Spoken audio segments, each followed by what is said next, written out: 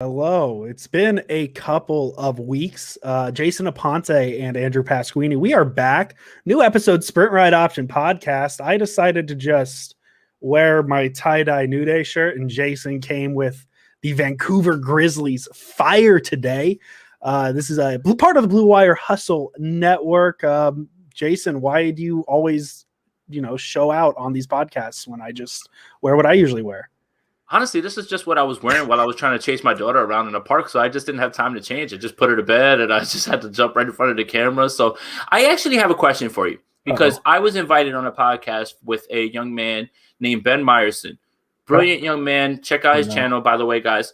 He actually is a beat writer for Florida State University. Oh, okay. And he dropped me off a little nugget of information off the air that I wanted to share with you real quick and just get your feelings on. Okay.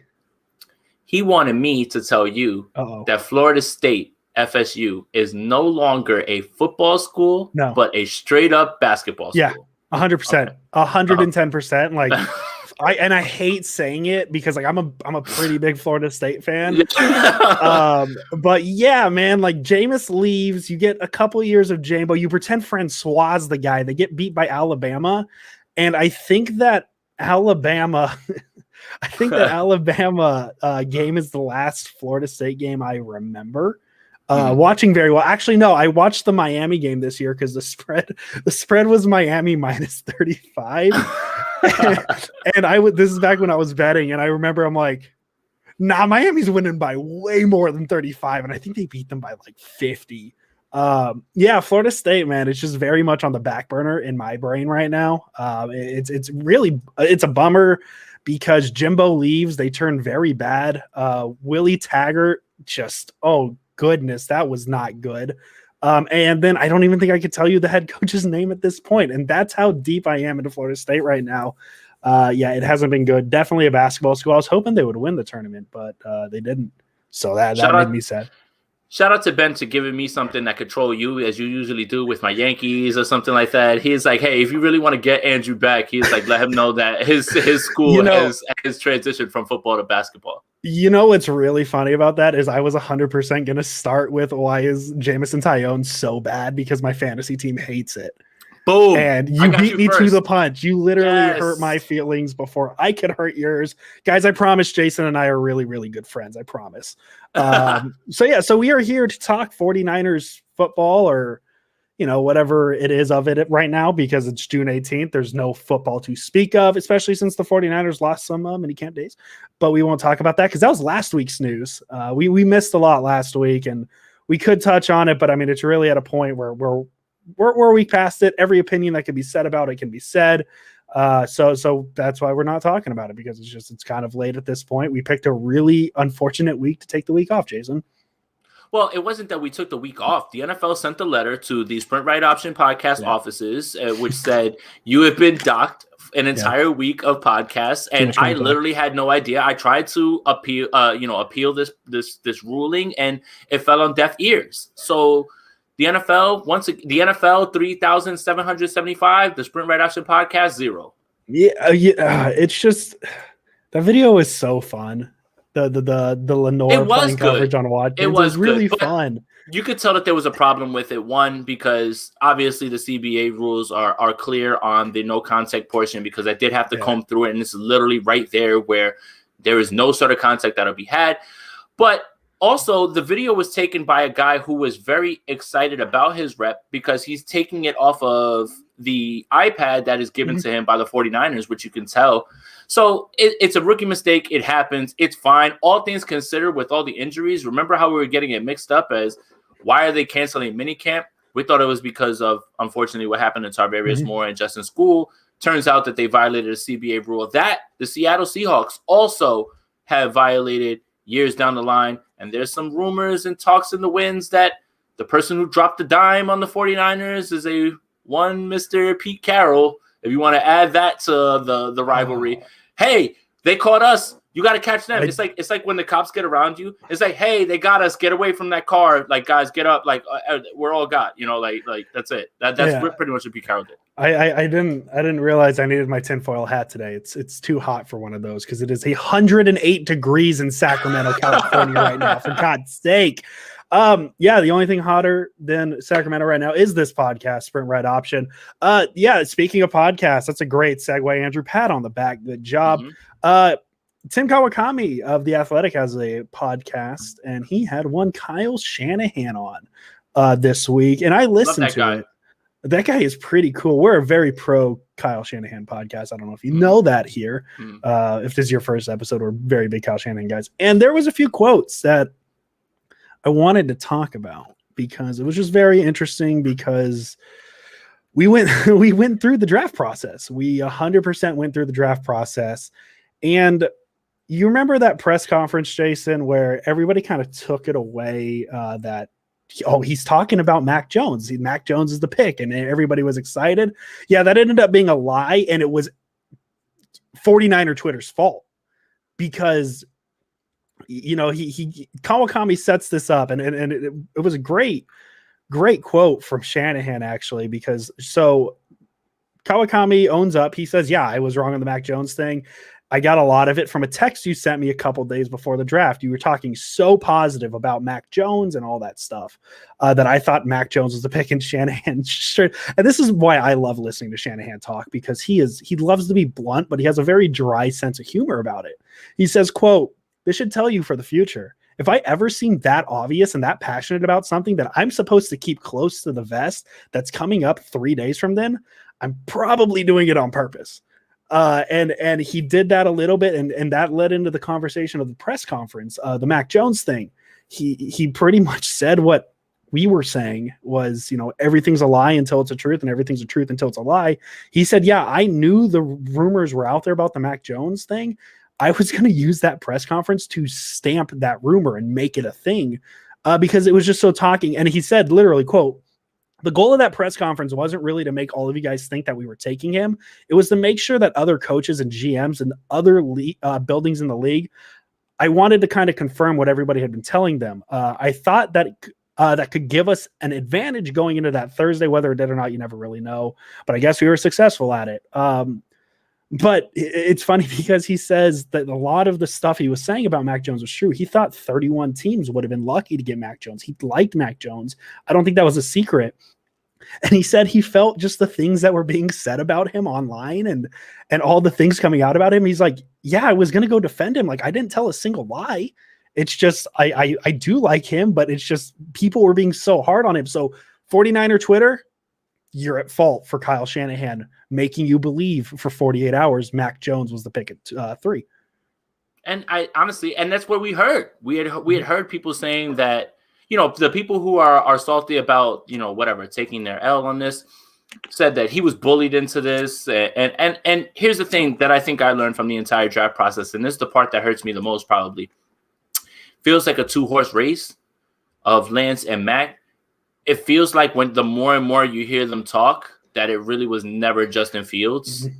So, we have to eat crow. Everybody else has to eat crow. But I think that this was a learning lesson for everybody in terms of if it's that obvious, like Kyle said, if it's that obvious that I'm leading on to something, I'm probably throwing you off. And he's come out and said, it's not my job to stomp out the rumors. Why would I let them run rampant?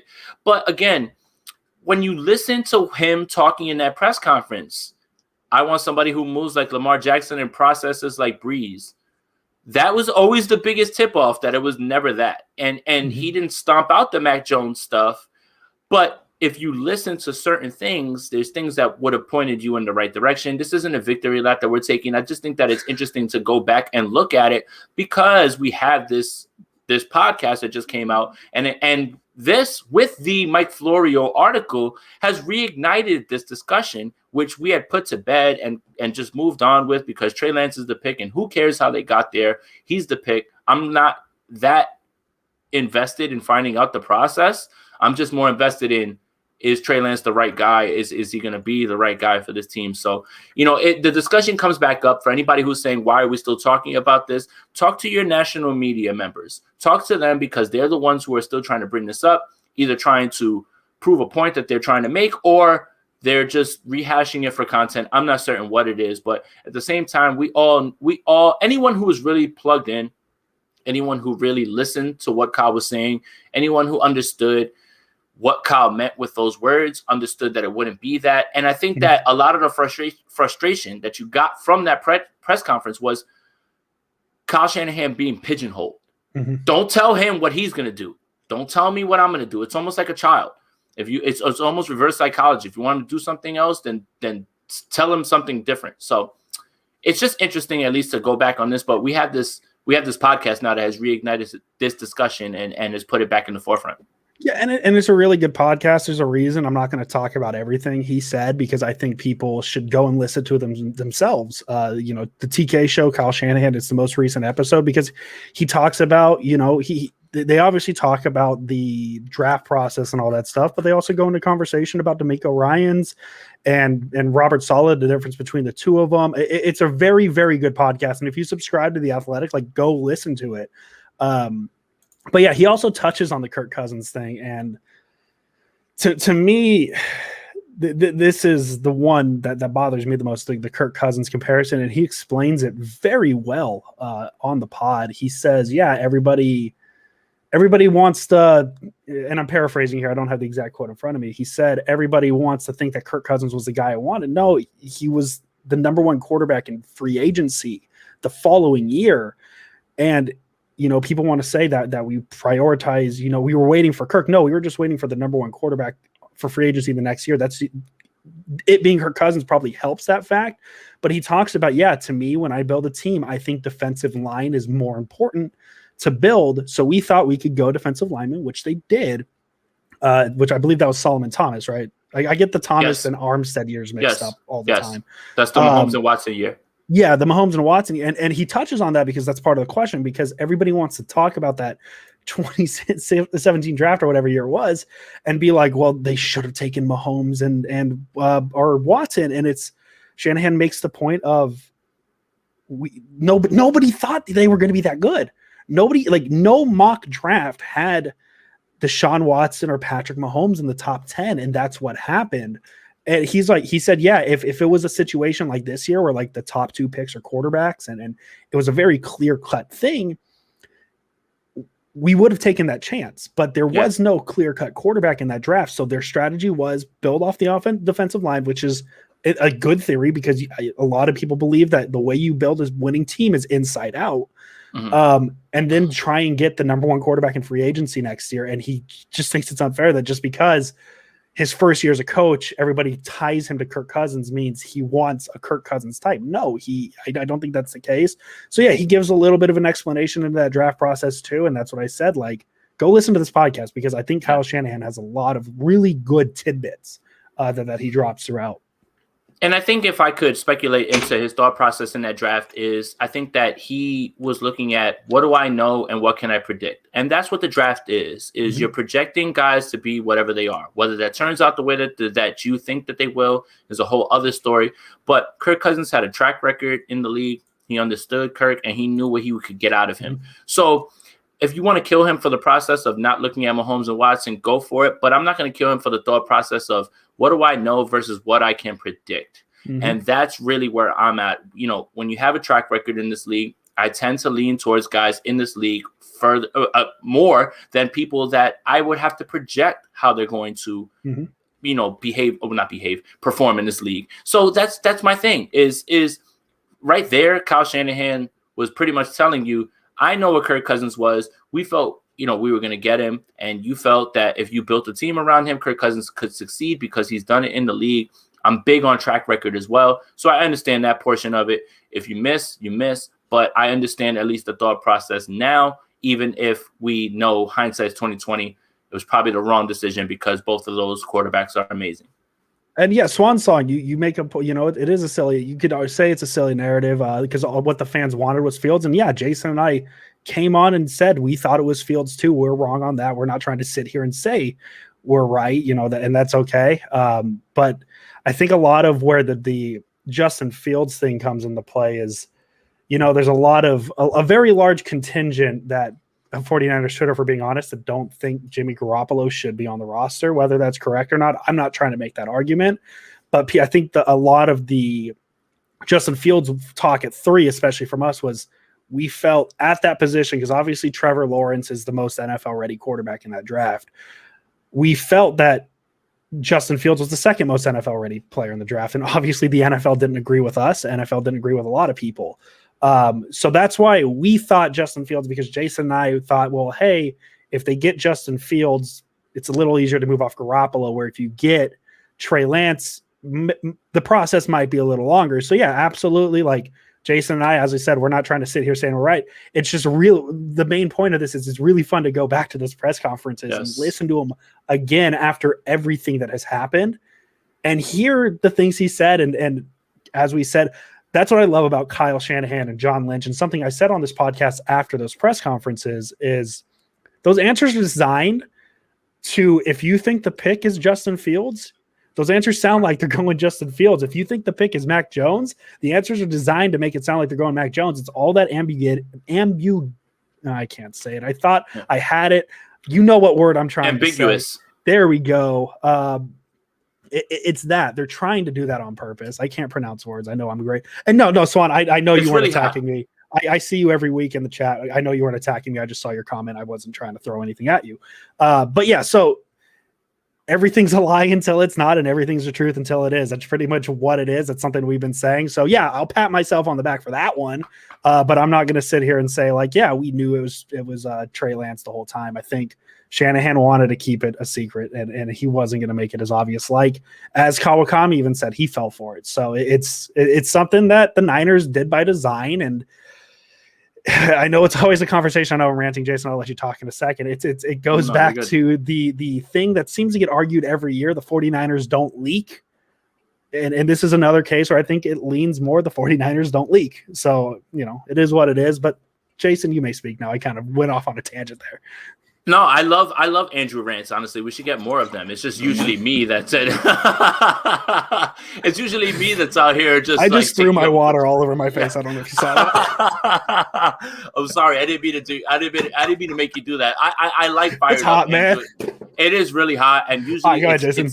It's usually me that's the one that's like out here throwing these rants out there. But no, and look, pat yourself on the back for understanding, reading between the lines, not being swayed, pigeonholed by what you have heard as far as narratives go with, hey, this is the kind of quarterback that Kyle Shanahan desires, which is the Kirk Cousins mold. So, yeah, and for as much crap as we get for being guys who just talking to cameras and we're just podcasters and stuff, yeah, we got Justin Fields wrong, but we all could read that it wasn't Mac Jones. Yeah. So, whether and to be fair, I'm not trying to give us the W on this at all or anything like that. We had always been fine with Fields or Lance. Mm-hmm. Always. There was never any anti-Lance anything. Just because we thought it was Fields doesn't mean it was anti-Lance. I would say if we were anti, air quotes, anything, it was Mac at 3. That was it. Yeah, and that's the only thing. Like if the Niners stay back at 12 or 13, whatever they had, we're probably pounding the table saying, hey, Mac Jones is probably a very good pick. So yeah. It's all contextual. I don't think Mac Jones is necessarily going to be a bad player. I think he's going to be a fine starter. I think he landed in a fantastic place. It was just more the thought of Jones at 3. And so that's the thing. And yeah, he fooled everybody. I mean, if we want to go to the podcasters versus beat writers thing that's been created, the beat writers were saying Jones, the podcasters were saying Fields, and it was Lance. So like he fooled all of us.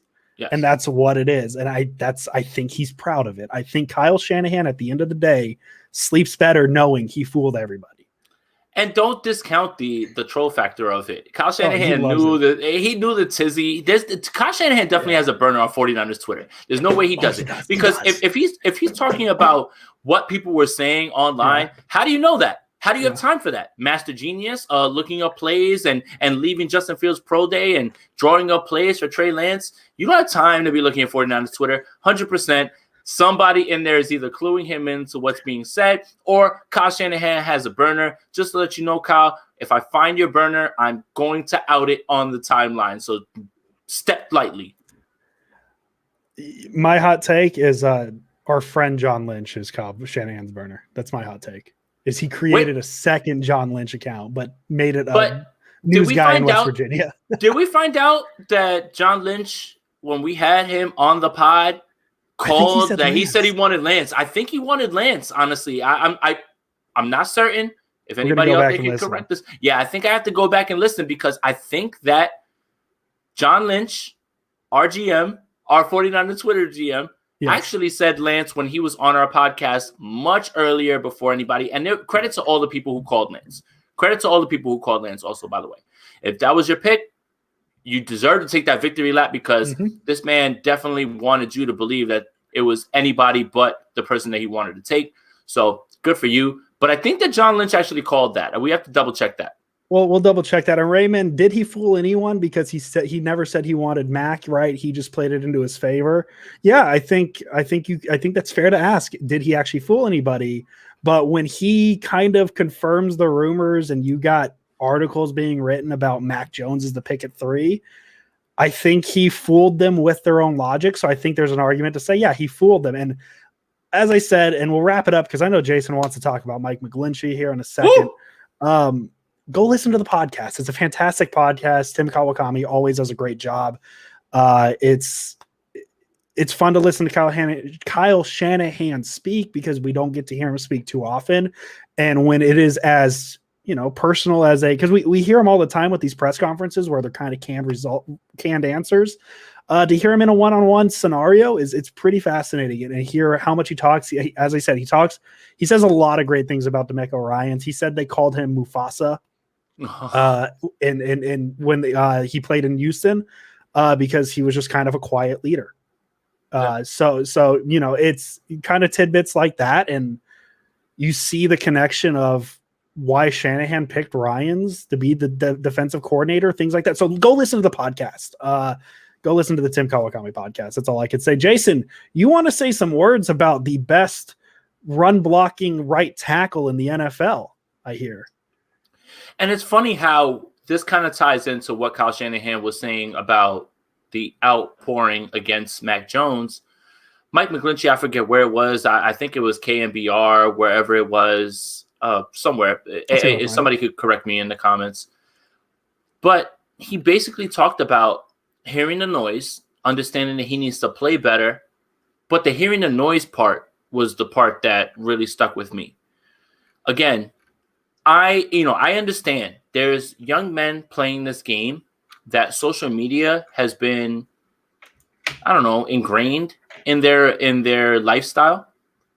And for me, as a professional football player or a professional athlete of any sort, I would never be on social media. I would never search my name. I would never listen to what things, it's easier said than done. But I really thought that when I heard what Mike McGlinchey was saying is he heard everything that was being said. It seemed like he was thumbing through Twitter a lot. Now, you can look at that one of two ways. You can look at that and say, okay, if he's using that for extra motivation in his contract year because he did have his 5th-year option picked up, great. But the other side of that is, why are you listening to people who have no idea what the play call is, what the protection is, and how hard it is to block guys at this level? So it's an interesting discussion, I feel, less about what he said, because I think in his heart of hearts, he knows he has to play better. And I think that a lot of what Mike McGlinchey has endured on social media has to do with the fact that he's blown blocks on big plays. And it's not every single play. It always felt like a third down. It always felt like when the team was trying to rally, those sort of blocks, and those are the ones that get magnified. So it's an interesting discussion about how much social media and how much what is being said around these players actually shapes their motivations and how much they actually listen to. Can you block it all out? I don't know if that's possible, especially with these younger guys. And I could definitely say that because if I was on the 49ers, I'd be the oldest player on the team. No, second oldest because they have an overpaid kicker. Sorry. But yes, but I think that the discussion around Mike McGlinchey should be more about how much players should actually listen to what's being said, and in their heart of hearts, they know when they're not playing well, or they know when they should improve their play. So I'll pass it to you, Andrew. What are your thoughts on that? Yeah, so I'll read the whole quote here because I have it in front of me. It was on Sure. KMBR. That's good memory, Jason Aponte. Nice. Quote, I'm more disappointed in myself for the way I let it affect me and my approach going forward in my own game rather than the way that I normally have always operated, which is just to focus on me and our team. I think that I needed to have that. I think I needed to have moments like that. I think I needed to be able to deal with that and learn how to deal with that moving forward, to become stronger, to become tougher, to become more aware of what I need to control mentally and to be my best. And that's what's cool about it. I get another opportunity to continue to grow this year, and I'm excited to put that to rest.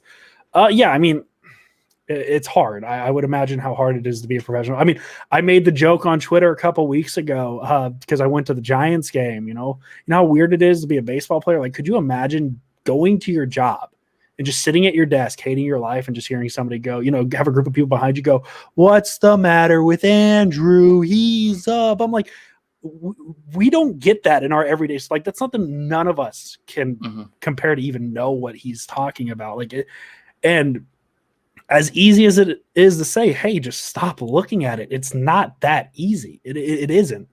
As somebody myself who probably spends too much on his phone, who tells himself every day, stop looking at it. And I don't have people telling me how bad I am at my job on Twitter. So like, it's obviously, as I said, I'm not comparing myself to Mike McGlinchey. It's a lot for me that I don't even have people yelling at me. I can only imagine what it's like for Mike McGlinchey. Cause like a lot of these players, I guarantee you search their names. It's nature now at this point. So I understand the thought of he needs to not worry about it, but it's harder than that. And the thing is with McGlinchey, and the thing that I am so damn excited about is it's not like he is a struggling offensive lineman who can't do anything right. All they have to do is figure out the pass rush part. That's all they have to do. They're not trying to they're not trying to reinvent the wheel at this point. They already have one of the best run blocking right tackles in the game. If he can get, because I mean, if you want to go by the PFF grade, and I'm just going by that because it's in front of me, I don't necessarily think this is end all be all. His pass rushing was 65th out of 79 eligible tackles. If you can get that closer to even like top 30, that's a significant step up. So it's not like this is a lost cause first round pick. Mike McGlinchey is very much an integral part of this 49ers offense. And all he has to do is figure out one part of his game. And he's apparently bulked up. That's what a lot of people were worried about, why he regressed so hard in pass rush is he slimmed down. So we'll see. I'm really excited to see what Mike McGlinchey can do this year. I think a lot of the hate for him is unwarranted because of how good he is in the run game. But I definitely understand the people who are tough on him because of the pass game. So it's a give and take. But just to assume that like, hey, stop looking at it, it's going to fix it. It's not. It's not as easy as that. And Mike McGlinchey, for all intents and purposes, is held to this standard because he was drafted at number 9. Mm-hmm. And I think that the frustration from 49er fans comes from, we already knew that he was going to be a great run blocker. That was his MO coming out of Notre Dame. And that's why I think that's why nobody highlights that. It's because they already knew that, even if he's as good at his job as anybody is. But I think that the frustration from fans comes from not progressing in his 5th year now, in any sort of way in pass blocking. But again, at the same time, I can't comment on his overall pass blocking. I don't understand the responsibilities. I don't understand the calls that are coming in. I don't understand what defenses are showing him, right? But it just seems like anytime that he blew a block would be in a big moment. So it got magnified. Again, I hate to keep going back to the same point, but I refuse to comment on what a guy should be doing better at his job when I don't understand fully the play call, the protection, who's calling what. And I think that Big Dez makes a great point in here, as he usually always does. Alex Mack is going to be an enormous help on this entire offensive line because he's going to be able to call out the protections. Even if you want to pull up his PFF grades and say he's been graded at this, and this, and he's so young, he's experienced. And I think that a lot of what was lost last year on protection calls was the fact that the center was in flux. Harness Grossu started week 1.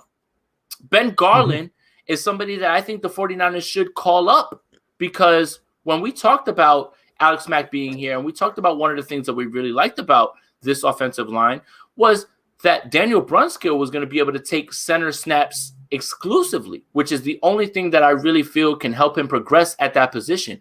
It's almost like, again, Andrew, I think I talked about this on another show, but you'll get this reference, a utility infielder, a guy who could play third, first, short, second, cool. They're a jack of all trades, master of none. In football, I don't think that you can afford to have those sort of things. I think that you need to be refined in one position. And I don't think people understand that literally moving from one spot, from center to guard before tackle, that literally those three positions could be as different as quarterback, wide receiver, and linebacker. Literally three different positions, even if they are that close to each other. So for me, I know Mike McGlinchey gets a lot of hate, but I also want to contextualize all of this with saying not everybody understands what he's supposed to be doing. It's really easy to pick apart those plays, which is things that he said. And I'm really excited at his mindset. If he's coming more built and he's coming with more weight and he's saying all these right things, then I'm with him. And I think that he's going to be fine. Let's just see what happens. This is his fifth year. It's a contract year. If he doesn't do it now, then the 49ers, this is going to be one of those picks that people are going to harp on. Because if you don't bring him back after 5 years and you use the number 9 pick on him, then it looks really bad. This is a make or break year for him and this organization as far as the pick that they made at 9. Can I make a point too that probably doesn't go into this? It's just more in response to taking him at 9. Because I remember when they picked Mike McGlinchey, my instant thought was, why are you taking a right tackle when Derwin James is available? And I think a lot of Niner fans had that thought. We felt like that. Hey, and Jamal Adams. Yeah, no, Adams was gone right now, or Adams wasn't gone yet. Let's go look. I don't remember when Jamal Adams was drafted off the top of my head. We're gonna Google that. But anyways, I remember off the top of my head, it was very much like, why did they not take Derwin James? And I'm really making an argument that has nothing to do with anything here, but McGlinchey's been a better pro than Derwin James because McGlinchey's been able to stay on the field. Yeah, and that's nothing against Derwin James because Derwin James is a very, very talented player. It's just, with a team like the 49ers who have had very bad draft luck. Jamal Adams was drafted 6th, so he wasn't on the board. Oh, so he was gone. Okay, I'm sorry. And actually that was the year before as well. So we're a little off. Yeah, Jamal Adams was drafted the Solomon Thomas year, the draft we just talked about. Jason. All right. Yeah, there we go. I think that's where some of the anger is too, because I feel like a lot of people felt like the Niners could have done better at that pick. I was one of them, and that's mainly because I wasn't well versed in the draft back then, and I knew who Derwin James was, and I didn't know who Mike McGlinchey was. But yeah, I think I'm more in the minority at this point where I still think that McGlinchey is a plus player. And I think this is the year he proves it. He's up to 315. He's gained weight back. So we'll see. And Jason, the very exciting thing is the weather's getting hot, which means we're getting close to football. We're getting very close. By the end of summer, we're going to have preseason games to talk about. We're getting there. We're no longer going to have to talk in hypotheticals and think, hey man, what if the Niners do this, this, and this? We're going to find out what happens when they do that, that, and that.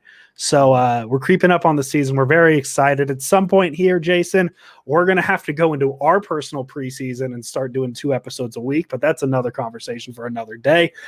Jason, do you have anything you want to say before we get out of here? We'll make it a quick episode because, as I told you, I had to turn my fan down and I am sweating. Yeah, and I don't want to keep you on the back burner like that. Nice job right there with that one. I'm gonna pat myself on the back. Yeah. Again, it's getting close, and everything feels like, as much as we want to harp on injuries, it's okay.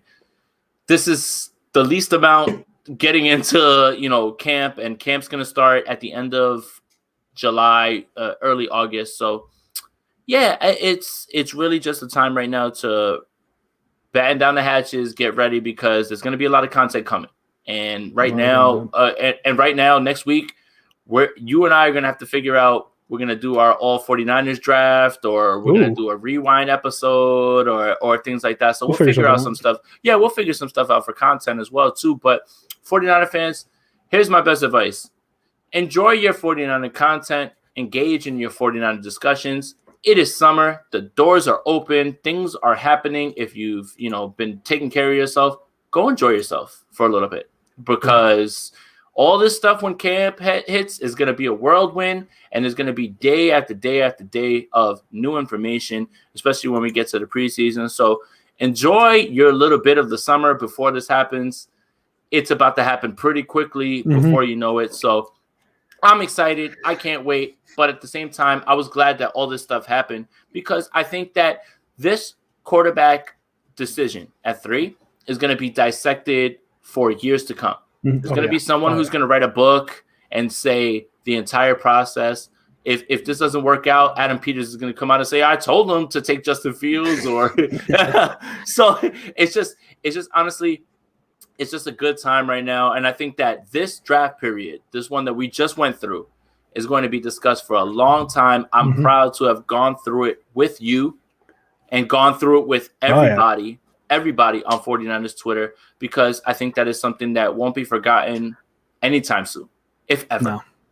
Yeah, I mean, this is a really important draft for. I mean, you could say that about a lot of drafts. It's an important draft for a lot of teams, but like we're talking 6 first-round quarterbacks, whatever it was. That's a lot of teams putting a lot of faith in this draft. So it's exciting. Swan Song, I see your question regarding Trey Lance and Jimmy Garoppolo, but that'll be a conversation closer to camp, because I can't speculate. I can't speculate right now. It's too hard to speculate. It is June. I am more worried about how the Giants are going to deal with Vince Velasquez tonight than I am who is starting for the San Francisco 49ers.